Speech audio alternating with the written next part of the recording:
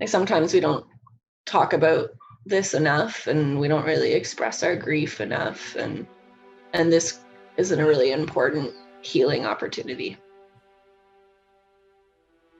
They were the strongest person I ever knew.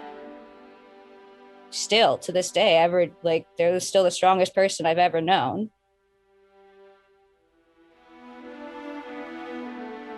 Just kind. That's the best description. They were so kind and so friendly and so willing to help always. There was never anything that I ever asked that they would say no, they couldn't do. They were the first one to say absolutely and jump in to help anyone that was in need.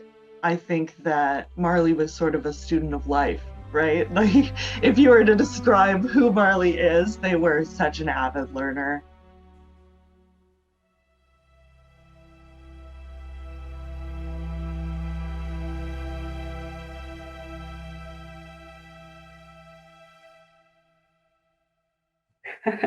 Well, I sang to Marley a lot as a baby. Marley would have heard me singing even in the womb. So where did it start? I would describe Marley as being one of my favorite types of choral singers, in that very, very musical, totally engaged with the music. Like the expression that you would see on their face and how they would convey the emotion of the piece and be so present, and like you really just couldn't take your eyes off them. And it was just amazing to perform with them. They're always so happy, and like I learned a lot from them as well. The music resonated with Marley as a person. It just oozed out in the singing. Like it was a way to be a part of a whole and create something really beautiful. They never wanted to be the spotlight. They just kind of wanted to help the group. And so I think they really enjoyed being like one voice in this chorus, and just getting to create together, I think was something really, really exciting for them. Arch is one of the pioneers of transgender support. What we're called is an ASO, an AIDS service organization that has all kinds of programming, and the clinic is one of those programs. We also have education, outreach, and support. There still is very little support for transgender people, especially once they reach adulthood. So yeah, we have lots of folks who are HIV positive and folks who are transgender who travel down here 2 hours, 3 hours drive each way to get healthcare.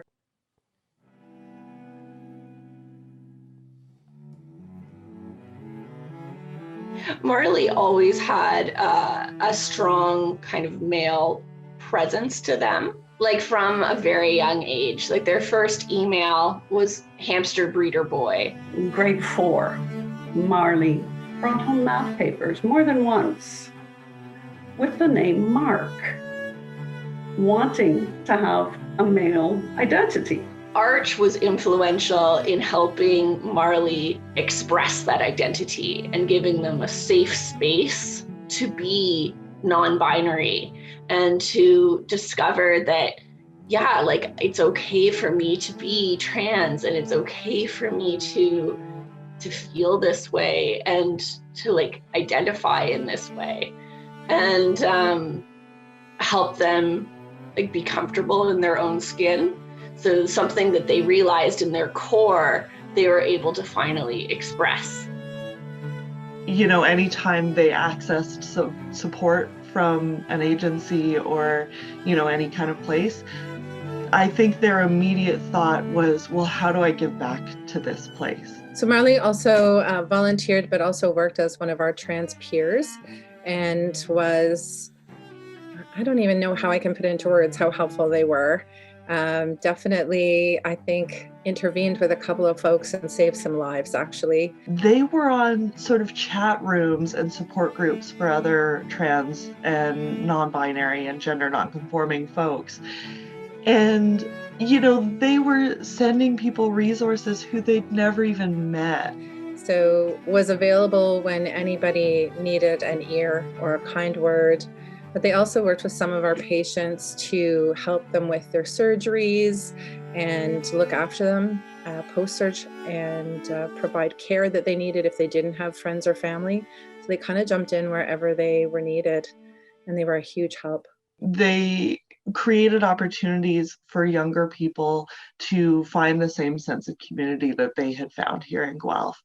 And I feel like they were always kind of looking out for those younger than them, really everybody, but very much those younger than them, saying, you know, how can I help make things easier for you? Marley definitely was a champion for the downtrodden, for the misunderstood, for the misfit, because, and I saw this throughout high school, being in the same school as them, they were bullied quite viciously. And it broke my heart.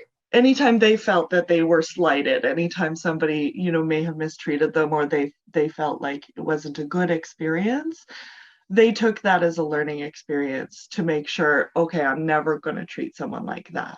I think they turned it into a drive to help other people. You know, I think at their very core, they were a helper. Anytime someone was sort of left out, even at choir rehearsal, like Marley would always go over, sit with them and like talk with them. And I've watched them build friendships with the randomest of people you would think, you know what I mean? And they were genuine friendships too. It was like a core part of Marley's being that extended from adolescence all the way to their adulthood. And then all of their experiences that were positive, anytime they felt loved and enriched and nurtured, I think that they said, okay, I'm going to learn from that. I'm going to model myself after that behavior. And so I think that, you know, everything, all of their relationships, no matter how it affected them, I think that it always pushed them to be a better person and be who they wanted to be.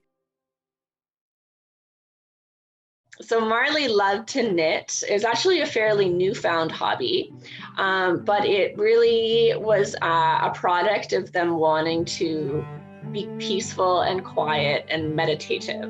You know, tried all kinds of different strategies to improve focus and be calm, and to, you know, just Marley tried really hard to be well, and the knitting was part of that. They went to a knitting retreat, which was all for guys or people who were transitioning. Had this cute little bag, carried the knitting wherever you went. Myself and actually Marley's other partner, Sarah, we're both long distance for quite a long time from them. And so it meant that Marley and myself were constantly taking 4.5-hour bus rides. And so it was quite a bit of commuting. And I know for them, knitting was a really, really good way to use that time. But Marley also liked, you know, the good wool, the merino wool, the quality of it and the feel of it. They started knitting, and it felt like, you know, a matter of weeks went by, and all of a sudden they were picking up new projects and patterns, and they just felt like really good at this thing.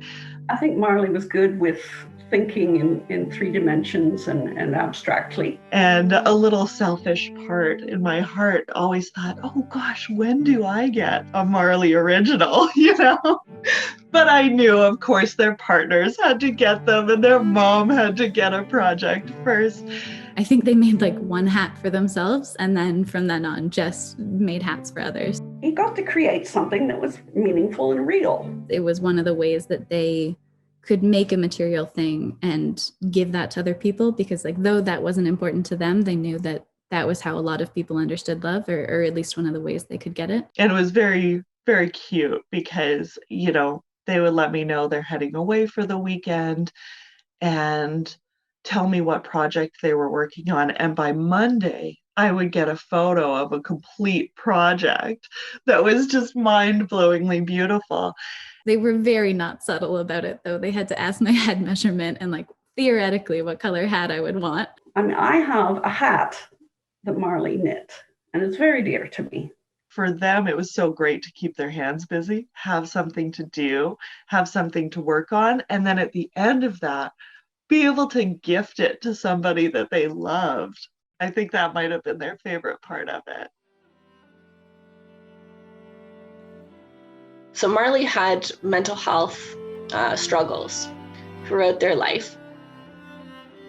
And a lot of people have the kind of preconceived notion that when someone young passes away who has mental health history, that it's automatically a suicide. We've all decided it was an accidental overdose, including my husband, having, looked at Marley's phone and trying to piece together what was happening up to that time and what Marley had planned. I mean, he had plans had some smoked salmon that was, he'd left instructions for Finch on what to do to keep this going while he was away for a couple of days. And Marley was never happier than when I saw them this past year. I had just bought new glasses. These are not things that you would do, I don't think, if you had chosen and planned to take your own life. They had really found themselves and they were comfortable in their skin and had a beautiful community of choir and of friendship and they were just living their life and having a good time. It was curiosity. And I said to my brother-in-law, this was curiosity killed the cat. He said, yeah, that's what I think too. So when someone passes away who's so young from a tragic accident, it just is rocking. Thinking about this business of safe supply, because, Marley, we believe, thought he was using heroin, but it was fentanyl at a very high dose. And that just says to me, Marley did not choose that. And it makes me angry to think that somebody, were they careless or did they choose to substitute something? And Marley had a naloxone kit, but if you're alone, that kit is not going to get used. So, I have followed it in the news a little bit, that it has been a bit of a epidemic over the last year, the increase in the number of people who've died from drug overdoses and fentanyl. And I think that there's a real need to address that problem and to help people to deal with, I don't believe Marley was addicted, but to deal with, drug use and,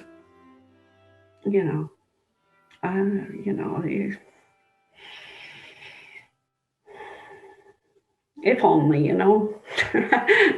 I stood there beside Marley and I, in the funeral, and I held his foot. We had bare feet because we had to see the purple glitter nail polish. And I was glad of that because I stood there and I held Marley's foot and I said, I know these feet, it was a real connection for me for some reason. Where was I going with this? I stood there and I said, what were you thinking? What were you thinking? What happened? And I just, I shook my head, I guess. But I'm brokenhearted.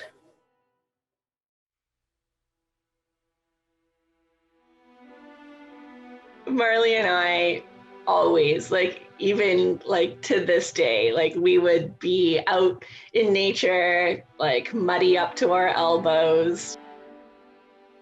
So the RBG was important to us since we've lived here, and Marley was born in this area. And Marley hated the idea of being a box in the ground and like there being a cold stone monument for themselves. That tree is something that we wanted to have to remember Marley. We spread the ashes around Marley's tree as well. My daughter said, this is way better than a cemetery because it's a peaceful spot in the Arboretum at the Royal Botanical Gardens.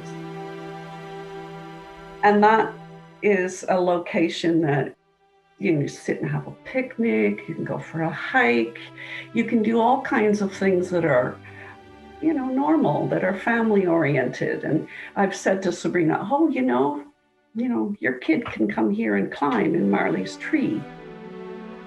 It's a really personal spot that you want to go and visit, and you want to be there and see Marley continuing to grow.